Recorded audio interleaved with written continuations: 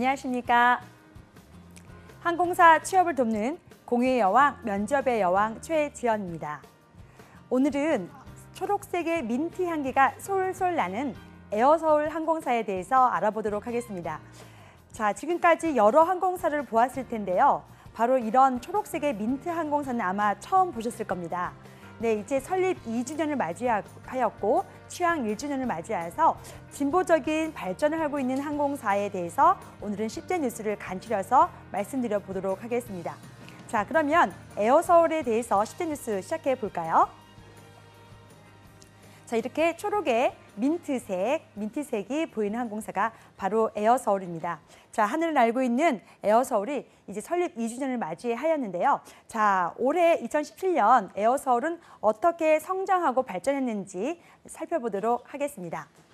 자, 취항 1주년 안전 문화에 대한 확립과 건전하고 튼튼한 사업 기반을 구축하겠다라고 하는 것이 바로 취항 1주년을 맞이하여서 에어서울이 발표하는 부분입니다. 자, 설립일을 다시 한번 보시면서 에어서울이 어떻게 성장하고 있는지 구체적인 지표를 확인해 보도록 하겠습니다. 자, 설립일은요, 2015년 4월 7일 되겠습니다. 그래서 설립을 하였지만 바로 취항하지는 못했고요. 1년이 지나서 2016년 10월 7일에 인천에서 일본 다카마스 지역을 첫 취항을 시작하였습니다. 그렇게 취항을 한 이후로 자, 운항 노선이 지금 현재 일본은 10개 도시를 취항하고 있고요. 동남아는 4개 도시를 취항하고 있습니다. 그리고 대양주 1개 도시를 포함해서 총 15개의 노선을 취항하고 있는 항공사가 바로 에어서울입니다. 사실 항공사가 설립한다는 것 자체가 사실 그렇게 쉽지는 않습니다. 자, 국토부에도 허락을 맞아야 되고요. 그다음에 이제 항공사로서의 그 자립할 수 있는 능력이 있어야지 또한 성장할 수 있을 텐데 처음 비행기를 들여올 때도 사실 그 에어서울은 아시아나항공 자회사 계열사로서 아시아나항공의 비행기 소형 기종인 A321 200 기종을 도입함으로 인해서 가장 작은 소형 기종을 가지고 또한 발전을 하기 시작했습니다. 현재 보유 대수가 4대로 에어서울만의 또 독특한 브랜드 이미지인 서울을 알리면서 성장하고 있는데요. 이렇게 아시아나항공 계열사와 상관 있게 발전한 항공사가 바로 자회사인 저비용항공사 에어서울 되겠습니다. 자, 그래서 이렇게 한국을 대표하는 항공사, 그런데 그보다도 서울을 대표하는 항공사로 성장하기 위해서 서울을 브랜드로 하였고요. 그래서 이렇게 로고조차도 에어서울, 그래서 서울을 좀 강조하는 부분이 있습니다. 자, 에어서울의 경영 이념, 기업 철학, 슬로건을 살펴보도록 하겠습니다. 자, 경영 이념은요, 가장 안전하고 고객에게 행복을 주는 으뜸 항공사가 바로 에어서울의 경영 이념 되겠습니다. 자, 우선은 저번에도 말씀을 드렸지만 비전처럼 생각하시면 되겠습니다. 왜 항공사가 어떤 목적을 가지고 어떻게 성장하겠다라고 하면 비전이나 목표를 설정하는데요. 그래서 그 경영 이념이 바로 에어서울의 비전이고 목표다라고 생각하시면 되겠습니다. 그래서 여기서도 나온 것처럼 안전하고 또 행복을 주는 항공사가 되기 위해서 어떤 노력을 기울일 건지에 대해서 또 살펴보면 좋겠지요. 자, 바로 그것이 기업 철학 되겠습니다. 자, 누구나 즐겁게 이용할 수 있는 항공사, 신뢰받는 항공사가 되기 위해서 에어서울이 노력하고 있습니다. 노력하겠습니다라는 의지를 밝히고 있는데요. 그래서 슬로건으로 밝히는 것이 여러분 가장 많이 봤던 바로 It's 민트 타임이라는 주제이기도 합니다. 자, 민트라는 거에 대해서 어떻게 생각을 하십니까? 사실 민트 향 이렇게 말을 하는데요. 톡 쏘는 맛에 조금 향기로운 그리고 초록의 신선함을 느낄 수 있는 것이 바로 이 민트죠. 그래서 초록이라는 것과는 조금 다른 느낌이긴 하지만 사실 그래서 조금 더 연하면서 신선하고 이제 막 성장하는 항공사의 그 모습을 가장 적절하게 나타나는 항공사가 아닌가 싶습니다. 그래서 민트를 계속 강조하고 있고 또한 다른 부분에서도 이 민트와 연결된 부분이 많기 때문에 에어서울 하면 이 민트에 대해서 조금 더 관심을 가지고 또한 이 색깔에 대해서도 자기와 연관성도 한번 생각해 보면 좋겠습니다. 자, 이렇게 민트 타임이라고 하는 부분에서 조금 더 살펴보자면요. 자, 이걸 민트 타임 이것을 달성하기 위해서 어떤 노력을 기울이겠냐라는 것을 이렇게 아래 조금 그림으로 보여드리고 있습니다. 최고의 안전. 자, 초록색의 민트가 보이시죠? 그래서 최고의 안전으로 안전벨트를 꼭 매라는 그 표시가 지금 보이고 있고요. 자, 행복한 서비스. 자, 에어서울의 케빈 승무원이 항상 대기하고 있는 마음으로 승객을 기쁘게 하기 위해서 대기하는 그 자세가 보이기도 하고요. 자, 세 번째 그림으로는요. 신뢰받는 기업. 자, 이 민트타임 이 초록색의 문을 통과하면 신뢰받고 즐겁게 일할 수 있기도 하고 또 이 항공사의 분위기를 느낄 수 있는 그런 기업의 문화를 느낄 수 있다라고 해서 민트타임을 강조하고 있습니다. 자, 이렇게 민트타임을 강조하는 에어서울은요. 그 색깔처럼 진취적이고 도약적인 발전을 하기 위해서 굉장한 남다른 노력을 하고 있습니다.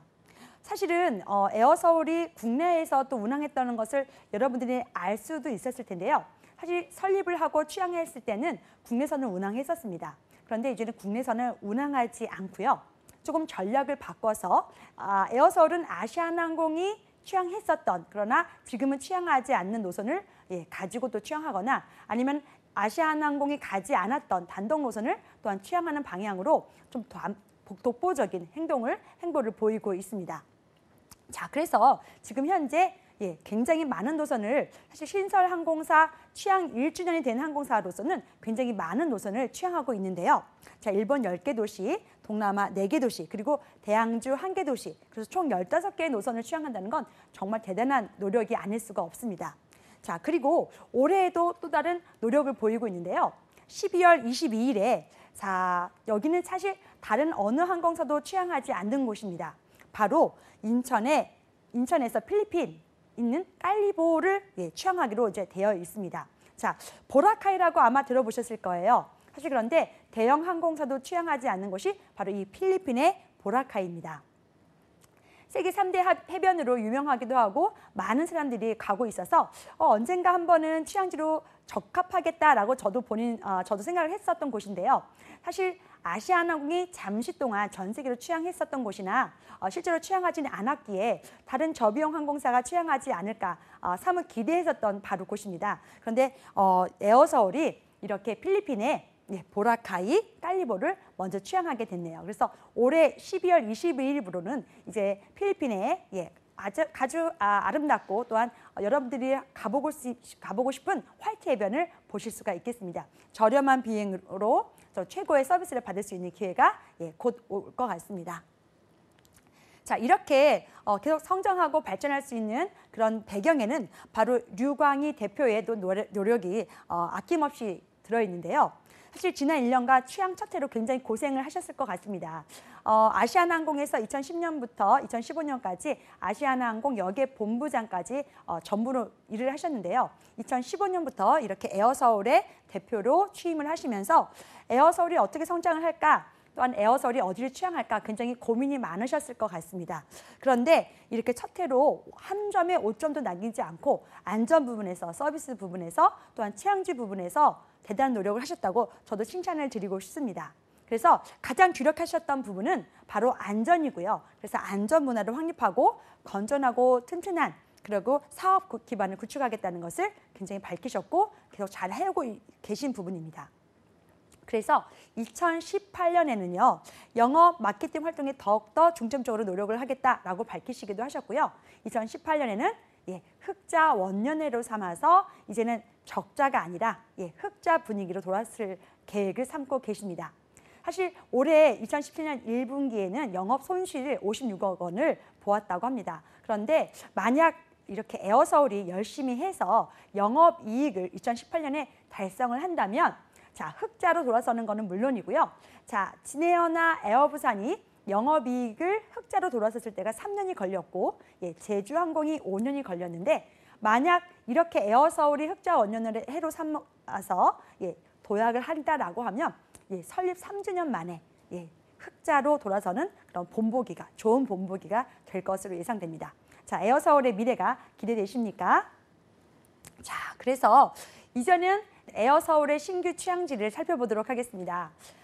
두 번째 뉴스로 신규 취항지를 고른 것은 역시나 에어서울이 발전하고 있다는 것에 가장 증명되는 부분이 바로 이 취항지에 대한 것일 것 같습니다. 그래서 에어서울이 어느 곳을 취항했는지 그리고 다음에는 또 어느 곳을 또 갈지에 대해서 확인해 보는 시간이면 좋겠습니다. 자, 보시면은요. 2017년 4월 2일부로 인천에서 일본 구마모토까지 신규 취항을 하고 있습니다. 사실 이렇게 부정기편으로 지금 운항했었던 것이었는데요. 탑승률이 예상보다 많았다고 합니다. 자, 그래서 어떻게 보면 전세기라는 것은 한 번쯤 시험 삼아 가보는 노선입니다. 그래서 일정한 기간 동안 일정한 목적을 가지고 잠시 운항의 목적이 바로 부정기편 아니면 또는 전세기라고 얘기를 하는데요. 자, 이렇게 한번 시도를 해보았는데 뜻밖의 결과가 나왔죠. 그래서 일본 구마모토를 취항했었을 때 잠시 부정기편이긴 했었지만 탑승률 80%라는 것을 결과를 보면서 부정기편이 아니라 이제는 정규편으로 편성을 해서 일본 구마모토를 신규 취항을 하고 있습니다.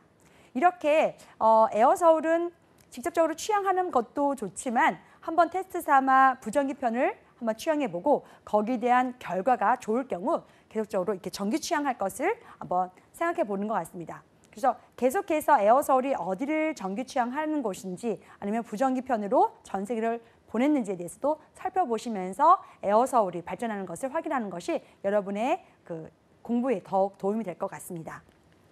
자, 그리고 어디를 취항했는지 여러분 올해는 에어서울이 어떻게 발전했는지도 다시 한번 살펴보면 좋겠죠. 자, 그래서 일본에 이어서 9월 12일에는 인천 괌 노선 그리고 일본의 가장 대표적인 한국 사람들도 가장 많이 살고 있는 곳이기도 하죠.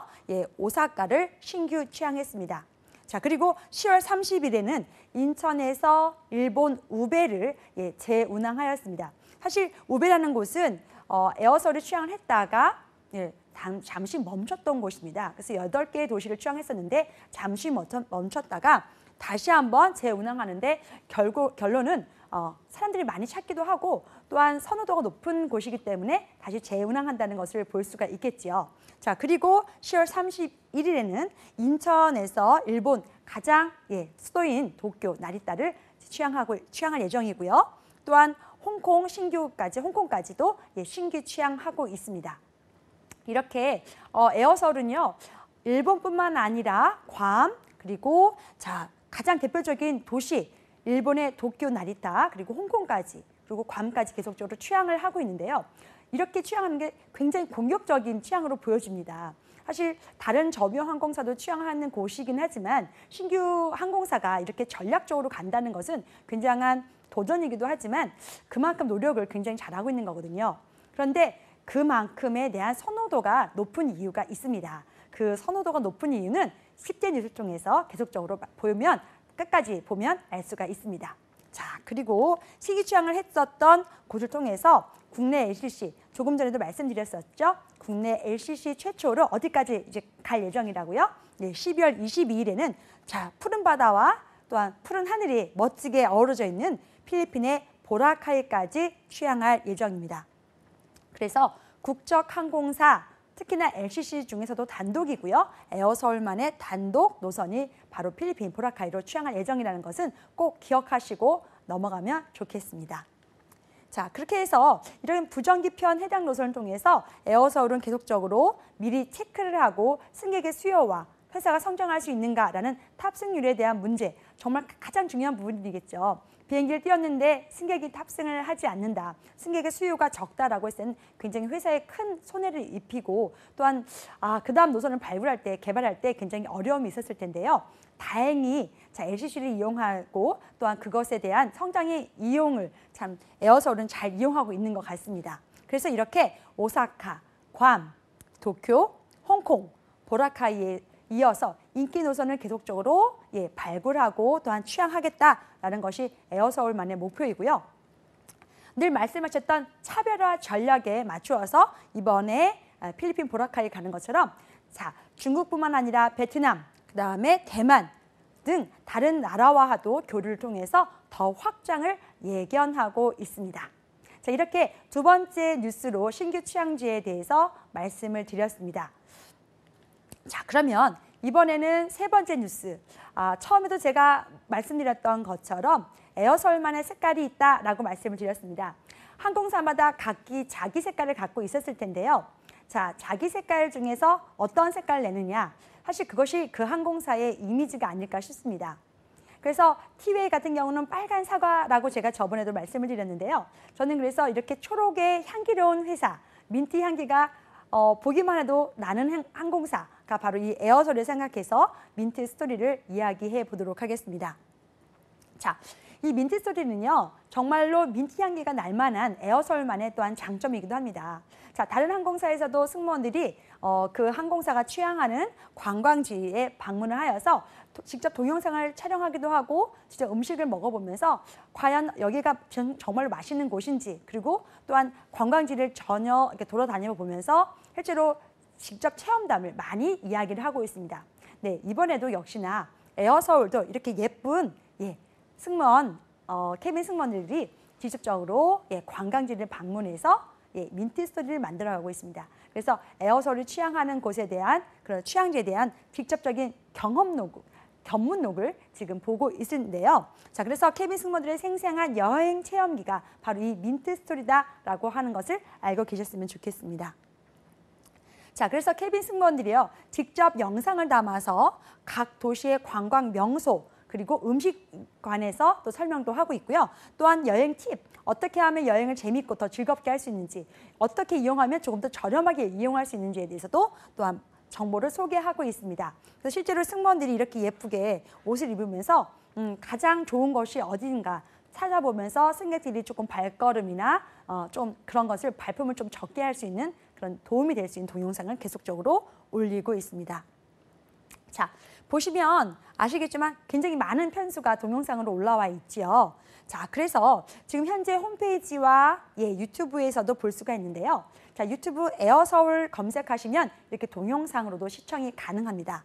자, 그래서 민트 스토리 편에서는 모든 승무원들이 이렇게 각자 역할을 가지고 또한 각 곳에서 동영상을 촬영했는데요. 도야마 편. 자, 도야마는 사실상 지금 굉장히 뜨고 있는 도시이기도 합니다. 그래서 이 도시를 좀 알고 싶으시면 한번 보시면 좋겠습니다. 자, 이게 위에 북해도에 있는 도시인데요.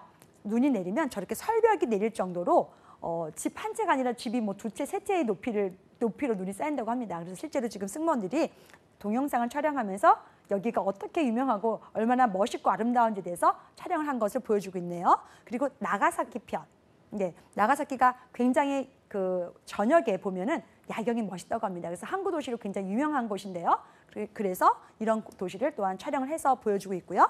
다카마스 편, 최초로 또한 일본에서 운항했던 편수와 히로시마, 그리고 요나고, 우베, 그다음에 시즈오카까지 자, 일본의 7개 도시에 대해서 자세히 촬영을 하고 맛집과 여행 팁, 관광지에 대한 아름다운 소개를 하고 있습니다. 자, 민트 스토리를 통해서 자기가 가보고 싶은 여행지를 골라보다 좋겠고요. 또한 그 스토리를 통해서 그 도시에 대해 정확하게 안다면, 자, 에어서울 면접을 볼 때도 어떻게 에어서울을 알게 됐습니까? 라는 질문에도 아마 충분히 좋은 대답을 할 수 있을 것이라 생각합니다. 자, 항공사 준비를 한다라고 생각하지만 항공사에 대해서 얼마만큼 알고 있느냐 굉장히 중요한 것이라고 몇 번이나 말씀드렸습니다. 자, 그래서 어떻게 알게 되었는지, 얼마만큼 알고 있는지에 대해서 조금 더 정확하게 말씀을 해주신다면 아무래도 항공사에 대한 관심도가 높다라고 평가를 받을 것 같습니다. 그래서 이 민트 스토리 좀 기억하셨다가 한 번쯤은 직접적으로 영상을 보시고 자기만의 경험담과 또한 그것이 실제로 가본 곳이라면 자기만의 경험과 함께 자기의 스토리로 연결해보면 좋겠습니다. 그래서 에어서울을 취향하는 곳이 어딘지 아시나요? 라는 질문과 함께 그 곳에 대한 특성에 대해서 정확하게 설명해 주신다면 아마도 좋은 평가를 받을 수 있을 것이라고 생각합니다. 자, 이렇게 여러 승무원들과 함께 류광희 대표가 외국인 관광객 유치를 위해서 굉장히 노력하는 부분인데요. 사실 이 부분에 대해서도 조금 더 다양하게 제가 적극적으로 이야기를 해보도록 하겠습니다. 자, 그래서 이렇게 승무원의 재능 기부로 성장하고 있는 항공사가 바로 에어서울이다라는 것이고요. 또한 에어서울은 동영상 등 다른 다양한 홍보 채널을 통해서 또한 에어서울을 보여주고자 하는 노력을 계속적으로 할 것이다라는 것이 바로 제 생각입니다. 자, 이래서 세 번째 뉴스 민트 스토리에 대해서 이야기해 보았습니다. 자, 그래서 이번에는 네 번째 소식으로 어떻게 다양하게 한국과 또한 다른 나라를 연결하고 있는지에 대한 좋은 예를 아마 에어서울이 보여주고 있어서 저는 네 번째 스토리로, 네 번째 뉴스로 일본 지역 공동 마케팅이라는 주제로 꼽아보았습니다. 금방 전에도 보았던 것처럼 일본의 소도시를 직접적으로 승무원들이 방문하고 그 도시를 촬영하고 동영상으로 올림으로 인해서 일본의 작은 도시에까지도 한국 사람들이 여행을 할 수 있도록 굉장히 많은 역할을 하고 있습니다. 자, 그것과 연결해서요. 이렇게 에어서울은 자, 서울시와 일본 지자체와 같이 협력을 통해서 해외 지역에 공동 마케팅을 실시하고 있습니다. 엄청나게 뭐 큰 것이라고 생각할 수도 있지만 사실 작은 것이라도 굉장히 사소한 것도 버리지 않고 활용하고 있는 것이 바로 에어서울인 것 같은데요. 자, 여기 이 버스를 한번 보십시오. 예, 버스가 한국에 있는 버스가 아니죠. 예, 바로 일본에서 직접 운항하는 버스입니다. 그런데 에어서울이라고 저렇게 이제 회사의 로고가 회사의 슬로건이 보이기도 하고요. 그리고 비짓 서울 넷 이렇게 해가지고 서울 지자체, 서울시와 함께 개발하고 있는 부분입니다. 그래서 일본 소도시를 직접 운항하는 이 버스에 에어서울을 광고를 하고 서울시와 함께 일본 지자체와 함께 협력을 통해서 마케팅을 하고 있는 모습입니다. 자, 그래서 2017년 9월부터 1년간 아름다운 서울의 모습을 담아서 이런 시내버스를 운영하기로 이제 계획을 했다고 하는데요.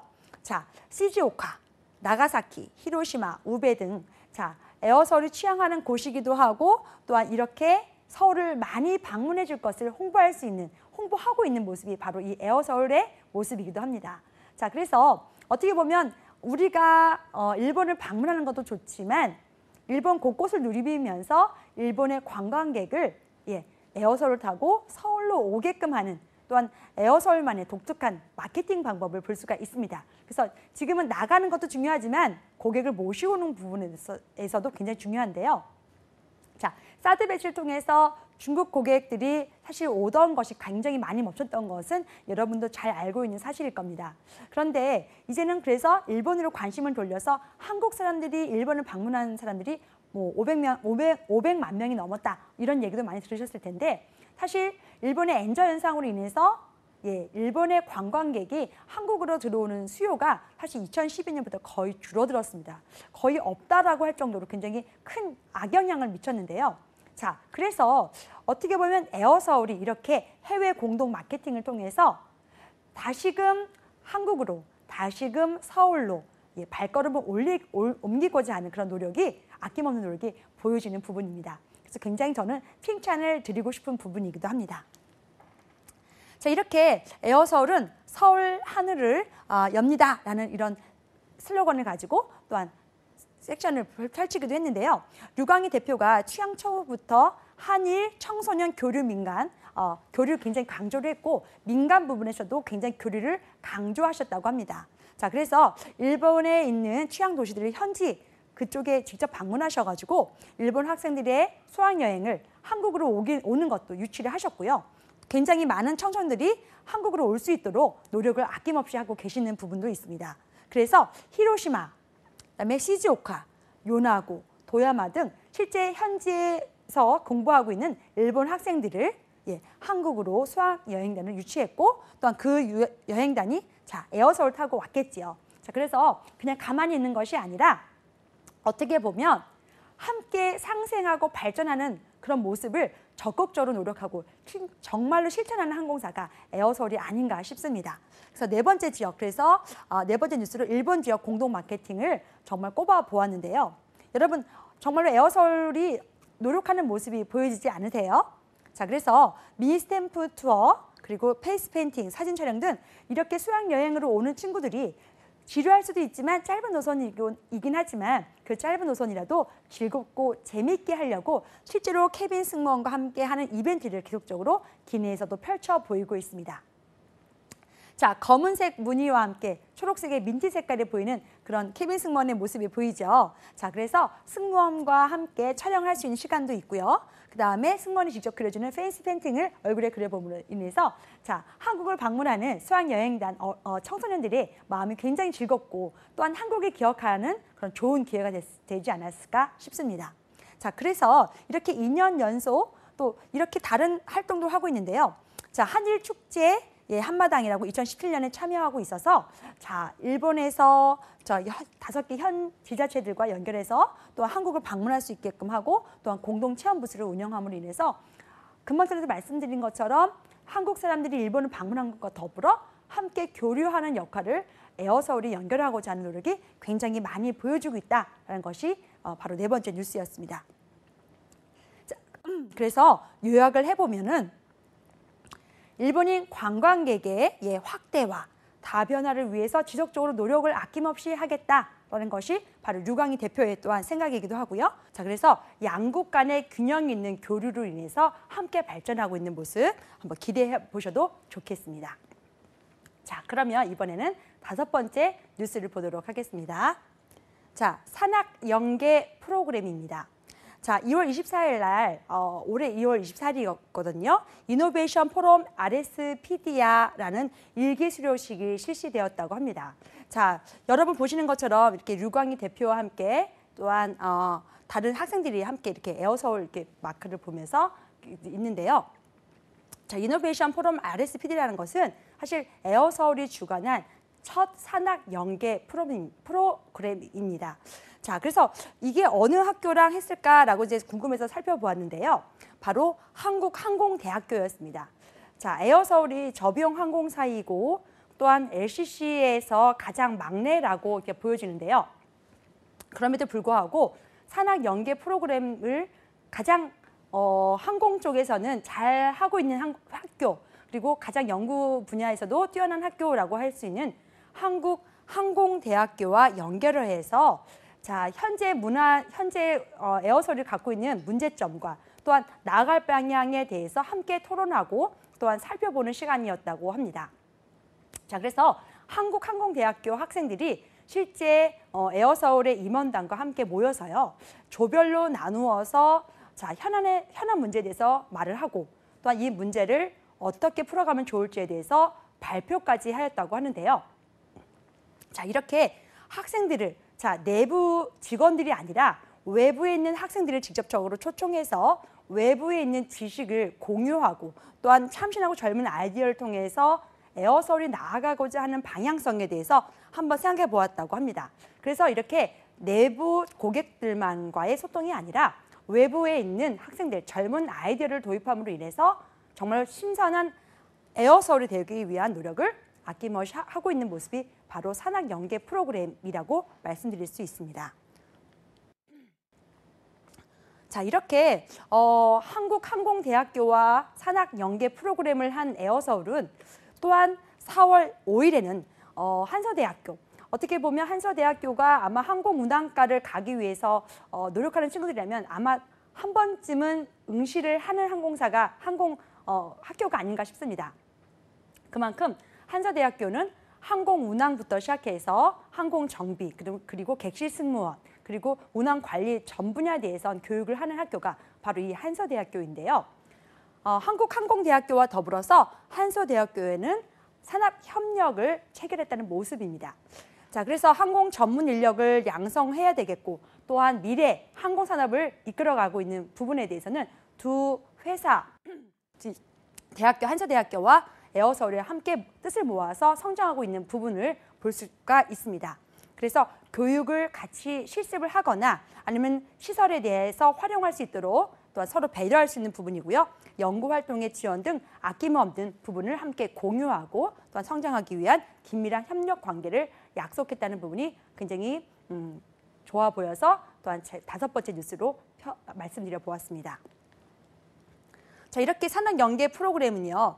자, 에어서울의 또한 차별화 전략과 젊음 그리고 창의성을 굉장히 좋게 보는 부분을 볼 수가 있는데요. 또한 이런 것으로 인해서 에어서울의 또한 기업 문화를 발전하고 또 성숙시키는 데 좋은 기회가 될 거라고 저도 생각이 듭니다. 자, 그래서 젊은 친구들과 에어서울의 미래를 이야기할 수 있고 또한 문제점과 또한 이것을 어떻게 성장하며 발전할 수 있는지 해결할 수 있는지에 대해서 서로 이야기를 해봄으로 인해서 자, 에어서울을 평가하는 것에 있어서 자, 외부의 눈을 계속 인식하기도 하고 또한 그것을 받아들임으로 인해서 성장할 수 있는 계기가 될 것이라 생각하는데요. 자, 이렇게 RSPD야 일기에서 우승한 한 조는요. 자, 에어서울이 운항하는 곧 일본에서 왕복 티켓을 줄 정도로 굉장히 포상도 많았다고 합니다. 그래서 에어서울이 그 젊은 만큼 자, 젊은 학생들과 함께 계속적으로 인재들을 육성하고 또 양성하는 데 좋은 기회가 되었으면 좋겠습니다. 자, 이번에는 6번째 뉴스로 기내식에 대해서 말씀드려 보겠습니다. 자, 여러분 한번 비행기에서 가장 기대하는 것이 무엇이라고 여러분도 생각하시나요? 예, 저 또한 바로 기내식입니다. 자, 어떻게 보면 이게 대형 항공사 FSC만의 그런 문제사항과 또한 그런 것이 고민이 아닐 텐데요. 자, 짧은 구간이라도 맛있는 기내식을 먹고자 하는 사람들은 자, 아무래도 이 기내식에 대한 선호도가 굉장히 높아 보입니다. 그리고 아무래도 이 기내식에 대한 선호도가 더욱 중요해 보입니다. 이렇게 중요하게 생각하는 이런 기내식을 자, 똑같은 구간을 간다라고 했었을 때 본인이 좋아하는 기내식을 만약 서비스한 항공사가 있다면 이제는 LCC가 똑같은 LCC라도 같은 구간이라도 기내식 때문에도 아마 비행기를 선택하는 것이 발생하지 않을까 하는 제 개인의 생각이기도 있습니다. 그런데 이렇게 다 모두가 기대하는 기내식을 에어서울은 무려 벌써 13가지로 다양화하고 있습니다. 지금 현재까지 저비용 항공사 중에서는 티웨이 항공이 24가지로 가장 많은 기내식을 다양화시켰는데요. 그럼에도 불구하고 설립 2년 된 이 에어서울이 벌써 13개의 종류로 다양화했다는 것은 굉장히 대단한 일이라고 보여집니다. 뉴욕 맨하튼과 런던에서 직접 레스토랑을 운영하는 주방장의 특제 요리법으로 기술을 적용해서 개발을 한다고 합니다. 일반적으로 그냥 비빔밥, 뭐 이렇게 불고기 덮밥 많이 알고 있었을 텐데요. 자, 에어서울은 그런 똑같은 요리라도 조금 더 전문화시켜서 승객들이 좋아하는 기내식으로 변화시키고 있고요. 또한 다양하게 변화시킴으로 인해서 승객들의 선호도를 높이고 있습니다. 건강 도시락, 단호박 클럽 샌드위치, 불고기, 불갈비, 그리고 비빔밥, 그리고 보양 닭찜, 해산물 모듬 요리, 함박 스테이크 등 8개의 기내식이 있었습니다. 사실 이 기내식도 굉장히 사랑을 많이 받았는데요. 금방 말씀드린 것처럼 주방장의 특제 비법과 방법으로 자, 5가지가 더 추가가 되었습니다. 일식 도시락, 베이글 샌드위치, 안심 스테이크, 그리고 피쉬앤칩스, 그리고 마지막으로 차일드 밀로 스파게티가 탑재가 되고 있습니다. 일식 도시락과 베이글 샌드위치, 안심 스테이크나 피쉬앤칩스 같은 경우는 굉장히 젊은 층이 선호하는 요리가 아닐까 싶은데요. 이렇게 한밀이라고 적혀 있는 거 보이시죠? 자, 이렇게 따뜻한 밀을 바로 한밀 이렇게 얘기를 하는데요. 자, 주문 노선은 인천에서 동남아 구간이거나 괌 노선에서만 주문해서 먹을 수가 있습니다. 자, 가격이 조금 있긴 합니다만 여러분 이 안심 스테이크는요 에어서울에서만 또 맛볼 수 있는 기내식이라고 하네요. 자, 어떤 기내식이었는지 한번 살펴보도록 하겠습니다. 연한 쇠고기 안심 스테이크에 진한 풍미의 홀스 레드시 크림 소스가 이제 첨부가 되어 있는데요. 미국 정통 클래식 레스토랑에서 맛볼 수 있는 그런 맛이라고 합니다. 그래서 그전에는 뭐 일본 도시락이나 뭐 스파게티 같은 경우는 자, 누구나 맛볼 수 있는 부분이고 또한 간편하게도 먹을 수 있지만 이런 스테이크 같은 경우는 사실 정식으로 되어 있는 조리 방법으로 연구된 식사 아니겠습니까? 자, 그래서 이런 레스토랑에서 먹을 수 있는 안심 스테이크를 자, 일반 승객에게도 대접함으로 인해서 에어서울만의 고급스러움과 또한 독특함을 전달할 수 있을 것이라고 생각이 듭니다. 자, 그리고 또한 요번에 개발된 5가지 기내식 중에는 피쉬앤칩스라고 있는데요. 자, 이 피쉬앤칩스도 사실은 주문하는 구간이 사실 단거리 일본이나 중국 노선이 아니고요. 동남아나 괌에서만 또한 주문하고 먹을 수가 있는 기내식이 되겠습니다. 바로 이 피쉬앤칩스가 정말 에어서울에서만 맛볼 수 있는 기내식이라고 합니다. 자, 그래서 고소한 흰살 생선과 흰살 생선 튀김이거든요. 거기와 함께 프렌치 프라이가 어우러져서 영국을 대표하는 음식이라고 말할 만큼 이 피쉬앤칩스가 굉장히 외국인들에게도 자, 그리고 여행을 많이 한 친구들에게도 알고 있는 음식이 바로 이 피쉬앤칩스일 겁니다. 자, 그래서 이런 피쉬앤칩스는 자, 여행을 하기 전에 48시간 전에 주문만 하면 이런 핫밀 먹을 수가 있고요. 또한 이런 자기가 원하는 밀을 먼저 주문을 하면 자, 이렇게 동남아 노선이나 괌 노선에서는 언제든지 맛있게 맛볼 수가 있겠습니다. 자, 그리고 이렇게 함께 곁들여 먹는 맥주나 와인 같은 경우는 민트 카페라고 하는 곳에서 에어서울이 운영하는 민트 카페에서 운영할 수 있습니다. 그래서 그쪽에서 맥주랑 와인과 함께 곁들여 먹는다면 더 음미할 수 있는 좋은 시간이 될 것 같습니다. 자, 그리고 이제 7번째 뉴스를 한번 말씀드려 보도록 하겠습니다. 자, 에어서울은 역시나 서울과 관련되어 있다라고 계속해서 말씀을 드렸습니다. 자, 그래서 이번에 에어서울의 7번째 뉴스로 서울시에 대한 홍보를 하고 있는 부분을 또 살펴보도록 해보겠습니다. 자, 유어서울이라고 잡지가 바로 제가 사진들을 올려보았습니다. 자, 에어서울만의 또한 잡지가 바로 이 유어서울인데요. 자, 에어서울인 만큼 서울을 계속해서 홍보하고 있는 부분이 바로 이 에어서울의 또한 장점이기도 하고 또한 발전하는 부분이기도 합니다.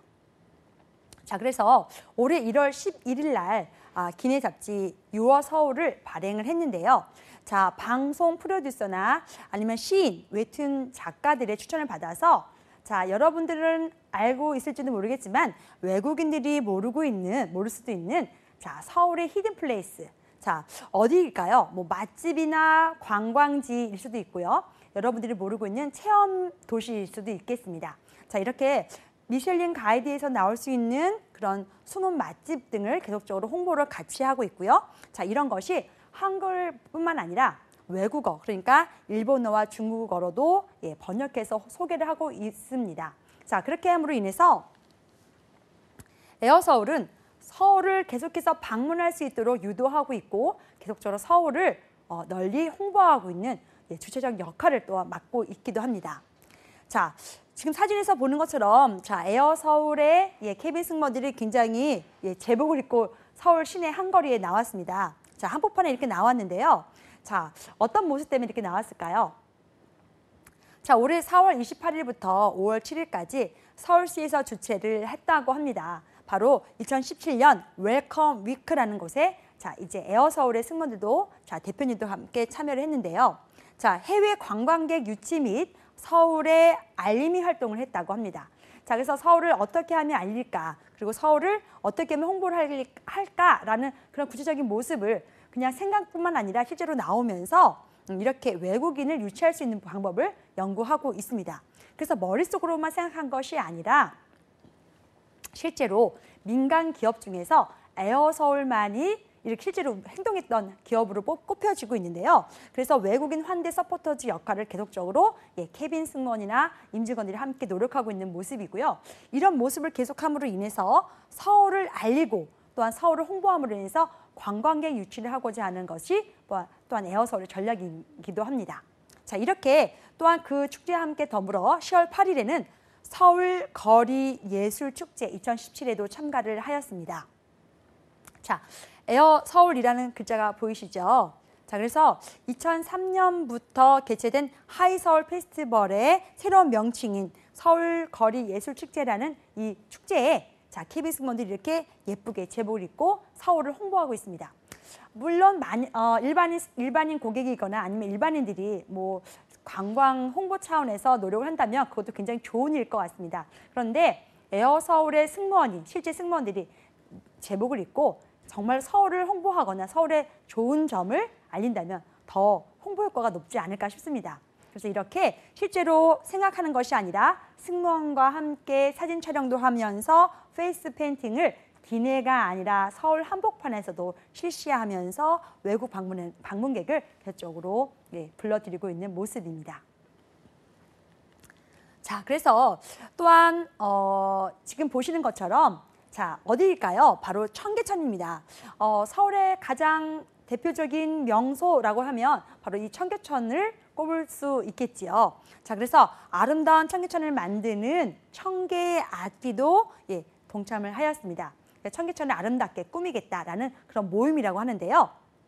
자, 서울을 브랜드로 사용하는 항공사인 만큼 자, 에어서울은 서울과 관련된 곳 그리고 서울의 관광지, 명소 등을 깨끗하고 아름답게 가꾸고 그런 조경에도 참여를 함으로 인해서 서울의 홍보대사 역할을 톡톡히 하고 있는 중입니다. 자, 그래서 7번째 뉴스로 서울시 홍보에 대해서 말씀드려 보았습니다. 자, 그러면 이렇게 많은 활동을 하고 있는 에어서울은 또한 어떤 전략으로 또한 작전으로 또한 성장하고 있는지 고객을 또한 모으고 있는지도 한번 살펴보도록 하겠습니다. 자, 지금 현재 에어서울은요. 기종을 A31200 기종을 가지고 있습니다. 기존에 석대였다가 이번에 한 대를 더 도입함으로 인해서 총 넉 대의 비행기를 보유하게 되었는데요. A31200 기종은 아시아나항공이 보유하고 있는 기종이기도 하고 또한 그것을 대체해서 에어서울이 지금 운영하고 있기도 합니다.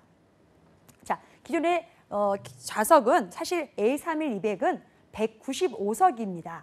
사실 굉장히 저비용이기 때문에 많은 수의 좌석일 수밖에 없습니다. 그래서 물론 대형 항공사인 대한항공과 아시아나항공과의 좌석 수는 굉장히 한 40에서 50석이 더 많기는 하지만 이번에 4대를 도입함으로 인해서 아시아나항공이 현재 운항했었던 프리미엄 좌석, 그러니까 비즈니스 좌석을 조금 더 응용하던 부분을 한번 말씀드려 보도록 하겠습니다. 잠시 요번에 한철에 운영했던 부분이긴 한데요. 그래도 에어서울은 제가 보는 바로는 굉장히 전략적이고 잠시 한순간이라도 고객의 편의성을 높이기도 하고 그것을 수익으로 연결하는 그런 현명한 항공사로 보여집니다. 자, 단 이 네 번째 항공기가 도입했었을 때 사실은 석대의 항공기가 좌석을 교체 중이었다고 합니다. 그래서 어떻게 보면 이것을 좀 더 운영하는 효과를 높이려고 했었는데요.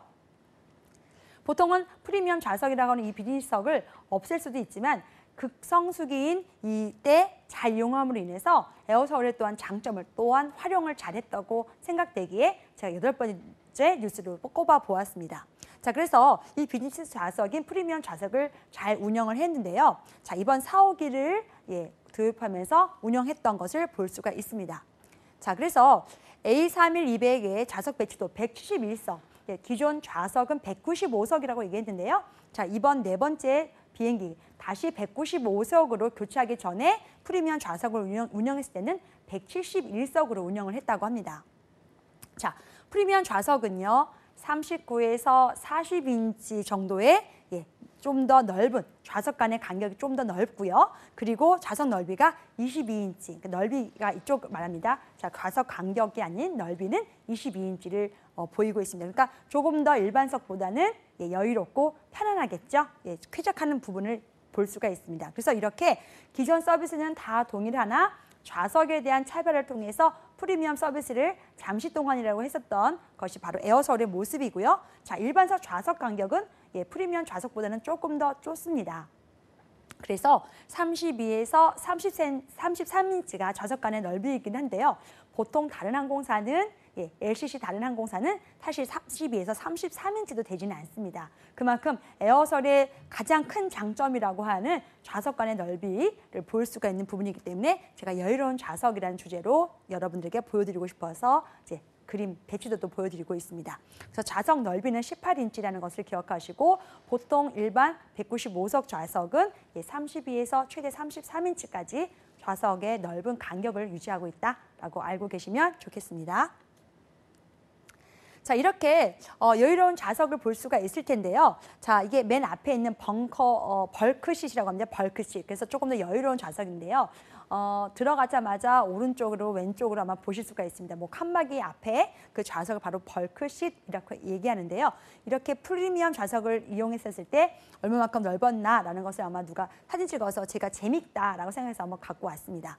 자, 그래서 잠깐이긴 했지만 프리미엄 좌석을 이용했을 때 편도 기준 5만 원, 왕복은 10만 원을 냈었으면 이용이 가능했었습니다. 자, 그렇게 여유로운 좌석을 통해서 에어서울은 자기만의 강점을 최대한 표현하고 있습니다. 자, 그래서 10대 뉴스가 이렇게 나온 만큼 에어서울의 장점을 3가지로 꼽아보고 또 그 장점을 잘 기억했으면 좋겠는데요. 바로 에어서울만의 특별함 3가지를 꼽아보았습니다. 함께 보실까요? 자, 바로 젊은 항공기입니다. 평균 기령 3년에서 4년 정도밖에 되지 않았기 때문에 다른 타 항공사 LCC보다 굉장히 낮은 연령이다. 젊은 기령을 갖고 있다라고 보시면 되겠고요. 자, 2번째로는 여유로운 좌석 공간입니다. 금방도 말씀드린 것처럼 앞뒤 좌석 간의 간격이 다른 항공사보다 좀 더 넓다고 말씀드렸습니다. 그래서 최대 33인치까지다라고 기억하시면 좋겠고요.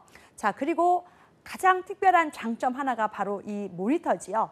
LCC 항공사가 우리나라 국내 항공사 중에서는 AVOD, 그러니까 개인 모니터가 없습니다. 그런데 에어서울은 설립하고 취항하면서 바로 도입한 기종이 바로 이 A31200이고요. 각 항공사 항공기마다 바로 이 개인 모니터를 설치했다. 그래서 아무리 짧은 구간이라도 조금 더 넓게 오랫동안 가는 단거리 구간, 동남아 구간에서도 자, AVOD로 개인 모니터로 영화나 영상을 즐길 수 있다는 것이 가장 큰 에어서울의 장점입니다. 그래서 이 세 가지 장점을 잊지 않았으면 하는 바람이고요. 그렇게 해서 이제 넉 대를 도입한 에어서울은 계속해서 매년 2대씩을 도입할 예정이라고 합니다. 그래서 2021년까지 매년 항공기 2대씩을 도입함으로 인해서 더 많은 취향지 그리고 더 성장을 할 수 있는 그런 항공사가 되기 위한 노력을 할 텐데요. 자, 이렇게 에어서울만의 장점을 가지고 성장한 항공사 한번 기대해 볼 만하지 않으시겠어요? 자, 그래서 저도 에어서울 한번 타고 비행기를 여행을 한번 비행을 해보면 좋겠습니다. 자, 그리고 이번에는 9번째 뉴스로 에어서울만의 장점을 다시 한번 꼽아 보았습니다. 바로 주제처럼 젊은 기단, 젊은 감성입니다. 자, 서울 하늘을 열다라는 주제로 지금 에어서울의 비행기 모습을 보고 계시는데요. 자, 취항한 지 이제 1년밖에 안 됐다고 말씀드렸습니다. 설립한 지 2주년이 되는 항공사로서는 사실 어떻게 보면 도약적인 발전을 하기 위한 것도 중요하지만 다른 사람들의 차별화된 관심을 받는 것이 더욱 중요하지 않을까 싶습니다. 여러분도 알고 있다시피 지금 우리나라 국내에서는 실제 운항하는 항공사가 6개의 저비용 항공사가 있습니다. 그런데 마지막으로 생긴 이런 에어서울은 어떻게 보면 신생 항공사라의 장점은 있겠지만 그 장점이 차별화되지 않거나 독보적이지 않다라고 하면 이 항공사를 이용할 이유는 사실 없을 수도 있습니다. 왜냐하면 노선에 중복이 있을 수가 있고요. 서비스가 다 비슷할 수도 있거든요. 자, 그래서 에어서울만의 장점을 차별화하면서 에어서울의 이런 성장을 지금 하고 있는데요. 가장 최근에 취항한 항공사답게 젊은 기종과 또한 기령이 낮은 항공기를 계속적으로 운영하고 있다는 부분을 여러분 꼭 기억하셨으면 좋겠습니다. 자, 그래서 현재 항공기는 넉 대의 항공기를 운영하고 있고요. A321-200으로 단일 기종을 이용하고 있습니다. 단일 기종으로 운영하고 있고 평균 기령이 4년 미만이다. 굉장히 어리다라는 것만 기억하시면 좋겠습니다. 자, 그래서 아까 말씀드린 것처럼 제일 좋은 장점, 아까 말했던 거, 자, 앞 좌석 간의 간격이 최대 33인치라서 타 LCC 보통 28에서 31인치인데 그것을 뛰어넘는 정말로 어떻게 보면 좌석 간의 간격을 넓히면요. 사실 좌석 한 줄이나 두 줄을 뺄 수밖에 없거든요. 그렇게 된다면 6석이나 9석을 사실 손해 볼 수도 있습니다. 그런데 조금 더 한 좌석에 앉은 고객의 만족도를 높이기 위해서 선택한 전략이라고 보여집니다. 자, 이 사진을 보시면 여러분들 아시겠지만 굉장히 많은 좌석이 있음에도 불구하고 좌석마다 뭐가 보이시나요? 네, 바로 개인 모니터가 보이실 겁니다. 자, 아까 말씀드린 에어서울의 장점 말씀드렸습니다. 뭐였죠? 젊은 기령, 넓은 좌석, 그리고 마지막 개인 모니터입니다. 자, 그래서 전 좌석 모두 영상 시청 가능하다라는 거 한번 기억하시면 좋겠고요. 자, 짧은 구간이거나 아니면 조금 먼 구간이라도 개인만의 시간을 자유롭게 가질 수 있다. 영화 상영한다고 해서 4좌석이나 5 좌석마다 쭉 내려오는 모니터를 보면서 영화를 감상하는 것이 아니라 내가 보고 싶은 거, 내가 할 수 있는 영화, 오락도 즐겨볼 수 있기 때문에 굉장히 개인의 만족도가 높을 것이다 라는 것이 제 생각입니다. 그래서 자, AVOD 말씀드렸고요. 자, 이 휴대기기 충전도 가능하기 때문에 다른 항공사에서 보지 못하는 부분을 많은 장점을 볼 수 있다라고 설명드렸습니다. 그리고 네이버 웹툰의 캐릭터를 이용해서 기내 안전 영상을 지금 이렇게 사용하고 있는데요. 사실 그래서 다른 저비용보다 조금 재미있고 신선하게 고객에게 다가가려고 하는 항공사가 바로 이 에어서울입니다. 자, 가족 단위와 젊은 층이 LCC를 주로 이용하기 때문에 자, 어떻게 보면 데몬스트레이션, 자, 기내에서 자, 안전의 수칙을 여러 번 설명을 할 텐데 승무원이 옛날에는 많이 설명을 하고 직접적으로 시연을 했었는데 잘 보지는 않으셔요. 그런데 자, 이렇게 AVOD가 있고 개인 모니터가 있으니까 일일이 다 볼 수가 있잖아요. 자, 그런데 이렇게 더 재밌는 영상으로 실제로 가장 인기가 많았던 자, 마음의 소리, 노블레스 등 유명 웹툰으로 기내 안전 영상을 제작해서 승객들의 관심을 유도하고 있는 모습도 특이하고 또한 젊은 항공사의 모습으로 보여집니다. 자, 그래서 이렇게 유튜브 광고에서도 차별화를 최우선으로 가치하는 에어서울만의 모습을 볼 수가 있는데요.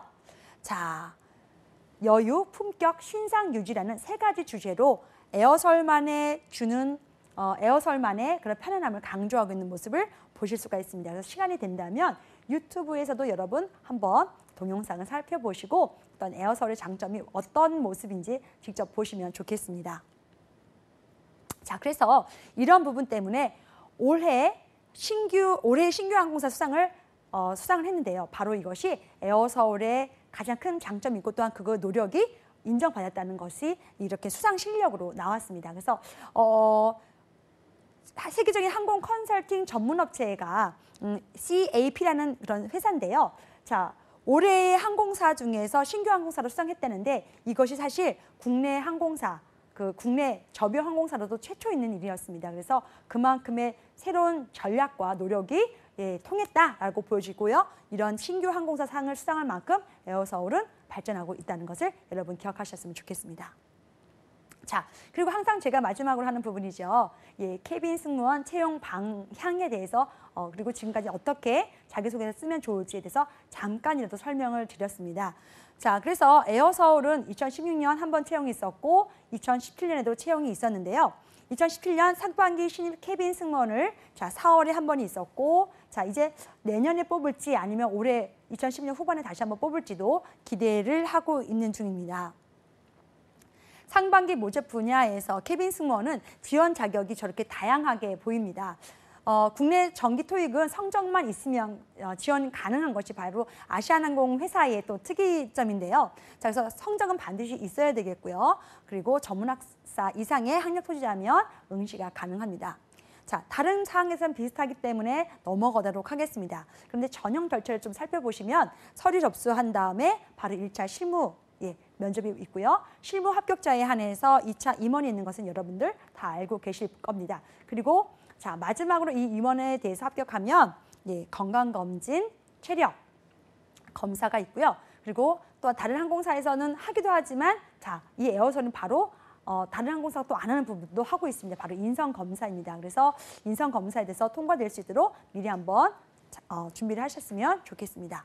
그리고 마지막으로 자기소개서 항목을 살펴보시면서 자, 아시아나항공의 유사성도 굉장히 많습니다. 그래서 어렵지 않게 아시아나항공 작성을 했었다면 자기소개서를 쉽게 작성하실 거라고 생각이 듭니다. 그래서 1번 본인의 특성과 성장 배경 썼던 부분이죠. 그리고 캐빈 승무원에서 지원한 동기 가장 편안하게 항상 물었던 질문이기 때문에 잘 작성할 수 있을 것이라고 생각합니다. 그리고 3번과 4번 또한 아시아나항공에서 계속적으로 물었던 질문이기 때문에 이미 작성한 자기소개서라면 조금 더 쉽게 응용해서 할 수 있을 겁니다. 그런데 가장 중요한 것은요. 이 4번 에어서울을 왜 선택했는지 이 부분은 가장 중요한 부분이기 때문에 오늘 시대뉴스를 잘 보고 또한 잘 정리를 했었더라면 바로 이 4번에 대해서도 잘 작성할 수 있을 것이라고 생각이 듭니다. 자, 그래서 아시아나항공의 자회사이지만 이렇게 에어서울만의 모습으로 아시아나항공에 기대지 않고 에어서울만의 모습으로 성장하려고 하는 노력을 기울이고 있는 항공사가 바로 에어서울이고 또한 아시아나항공과 차별화된 노선과 또한 전략으로 성장하려고 하는 항공사가 에어서울인 것을 오늘 아마 10대 뉴스를 통해서 배우셨을 겁니다. 자, 짧게 에어서울에 대해서 설명을 드렸는데요. 자, 어떠셨습니까? 초록의 민트 향기를 조금 더 잘 발전할 수 있고 또한 그 민트 향기를 같이 낼 수 있는 친구들은 한 번은 에어서울에 지원해 보셨으면 좋겠습니다. 다음에 또 뵙겠습니다. 감사합니다.